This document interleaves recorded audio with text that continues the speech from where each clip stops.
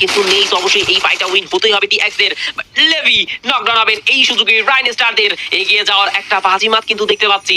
Let's see, already কিন্তু flash ফ্রিজের use গুলো করবেন রাইন স্টার, বাট পাল্টা ফ্ল্যাশ ফ্রিজ এসেছিল, সেখান থেকে তার উপরেও ড্যামেজ এসেছে। এই সাইড থেকে কোবরা তিনি রবেন, কোবরা স্প্রে করবেন, বাইজোর হেডশট কানেক্ট হবে পাবে রাইন স্টার। Let's see, elimination points collect করবেন এই সাইড থেকে মেটাল, ফিনিশ করবেন কোবরা। রাইন স্টার মেটালদের এসেছে, তাদের উপরে কাউসারকে দেখতে পাবো রিভাইভ করা ট্রাই, বাট সেই জায়গায় মেটালদের পারফর্ম, মেটালদের নকডাউন। আনো এই সাইড থেকে জিডব্লিউ দেরকে কমপ্লিট ভ্যানিশ করবেন টিম ইচো ফাইটার্স।